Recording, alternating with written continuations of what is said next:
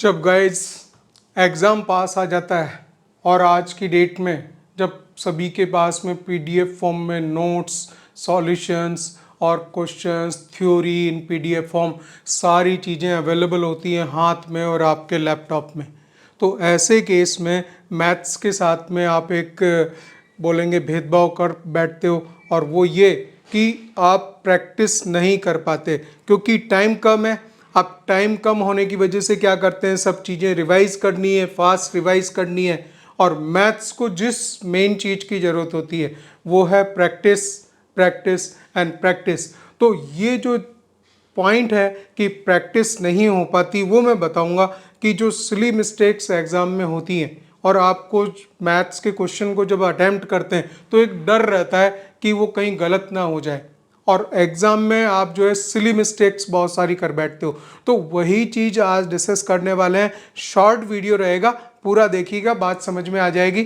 तो पॉइंट ये आता है कि आपके पास में समय कम होने की वजह से आप कुछ क्वेश्चंस को जो कि आपके पास लिखे हुए हैं, सारे सॉल्यूशंस हैं, पिछले 10 इयर्स के PYQs हैं और सारी थ्योरी सामने लिखी हुई है, वो भी PDF फॉर्म में है। तो आप क्या करते हैं, लैपटॉप खोल के अपना और खाली उन क्वेश्चंस को हिस्ट्री स्टाइल में पढ़ते हो। और मैथ्स का साइकोलॉजिकल पॉइंट है कि अगर जिस बच्चे की मैथ्स आप देखेंगे ना स्ट्रांग है, तो उसने डेफिनेटली एक एक क्वेश्चन को सॉल्व करके वो देखता है और पूरा सॉल्यूशन के बाद में उसको देखता है कि आंसर आया नहीं आया। तो वो प्रैक्टिस की ज़रूरत होती है।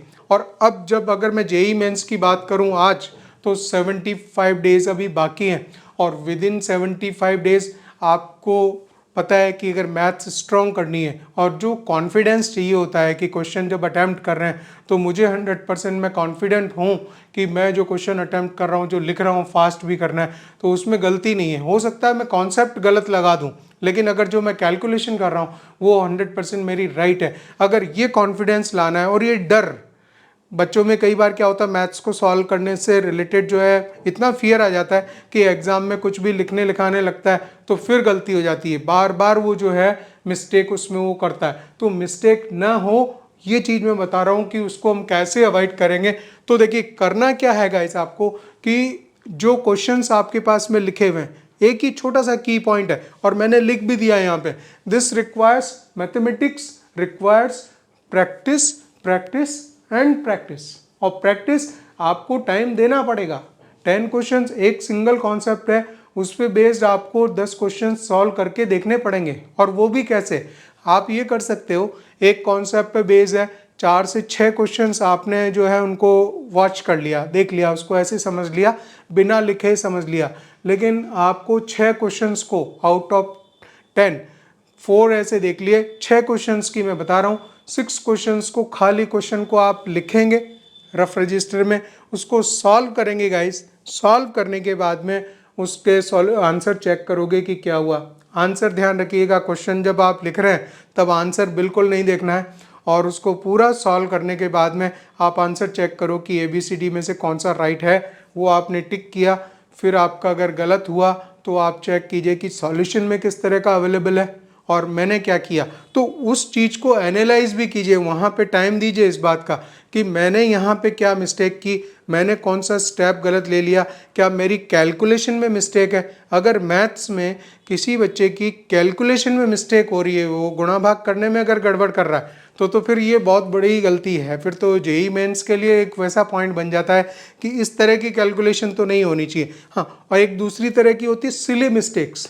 सिली मिस्टेक्स आप जानते हो, कैलकुलेशन मल्टीप्लाई डिवाइड करना जाता है, जानते हैं, सारा सब कुछ पता है, लेकिन उसके बाद भी सिली मिस्टेक कैसे होती है कि ऊपर कुछ लिखा था और नीचे आते आते अगली स्टेप में और कुछ लिख दिया, वो स्टेप भूल गए, सिया को और कुछ लिखने लग गए, ठीक है ना। तो वो जब आप स्टेप में गलती कर दोगे तो वहाँ पे फिर जो है नीचे जाते जाते आंसर गलत आ ही जाना है। तो उसकी प्रैक्टिस होनी चाहिए गाइस। आपको बहुत सारे क्वेश्चंस इस तरह से करने हैं, सॉल्व करने हैं, और उसके आंसर को चेक करना है, एनालाइज करना है, उसने जो सॉल्यूशन बना रखा है उसको देखिए, फिर अपने सॉल्यूशन को देखिए, और दोनों को एक चीज़ों में देखिए कि कहाँ कहाँ मिस्टेक हुई। इस तरह से आप जब प्रैक्टिस करेंगे मैथ्स की, तो आपका जो फियर है अंदर से वो चीज़ ख़त्म हो जाएगी। आपको ज़्यादा कॉन्फिडेंस आएगा कि मैंने आज जितने भी 50 क्वेश्चंस लगाए उसमें मेरी सिली मिस्टेक नहीं है, कैलकुलेशन मिस्टेक नहीं है। हो सकता है मैंने कॉन्सेप्ट गलत लगा दिया हो, फार्मूला गलत लगा दिया, लेकिन गलत फार्मूला भी जो सॉल्व किया वो सही किया।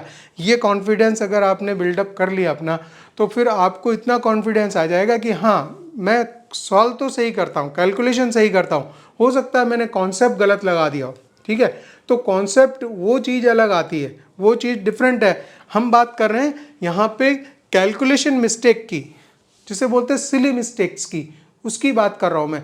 तो थियोरेटिकल मिस्टेक है वो तो आपकी पढ़ाई से आएगी सही, लेकिन यहाँ कैलकुलेशन मिस्टेक, मैथ्स में सबसे ज़्यादा जो फियरिंग पॉइंट है, जो कॉन्फिडेंस लूज़ करता है एग्जाम में, बच्चा इसको सोचते रहता है कि मैं कैसे क्या करूँगा। ठीक है ना, तो उसका एक ही इलाज है, प्रैक्टिस प्रैक्टिस एंड प्रैक्टिस।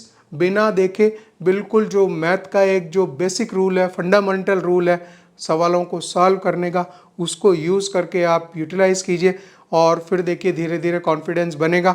अभी 75 डेज़ बाकी है जेईई मेंस के, तो पहले 15 दिन आप मैथ्स को ज़्यादा समय दे सकते हैं, जिससे कि आप अच्छा वर्कआउट कर पाएँ और कॉन्फिडेंस ले सकें। बाद में जैसे जैसे समय आगे बढ़ेगा तो जो मुश्किल हो जाएगी, फिर आप जो है उनको एक एक सवाल को जो है सॉल्व करने में नहीं जाएंगे, क्योंकि आपको पता है एक एक सवाल में 3-4-5 मिनट तो लग जाते हैं पूरा सॉल्व करना, उसको देखना, सॉल्यूशन को चेक करना, क्या गलत हुआ, तो 3 से 4 मिनट वहाँ जा चुके होते हैं। ठीक है ना, तो इन चीज़ों को वर्कआउट कीजिए और साथ में घड़ी लेके बैठिए। ये भी कर सकते हैं कि आपने 60 क्वेश्चंस लिखिए और उसकी कोशिश करेंगे कि 60 मिनट्स में हम पूरा कर दें उसको। तो इस तरह का जो है, जब आप खुद से चैलेंज ले हुए सॉल्यूशन में, तो आप जो है वो स्पीड अप करोगे और आपकी जो है कैलकुलेशन मिस्टेक का, सिली मिस्टेक्स का आपको खुद मालूम चलेगा। All the best guys.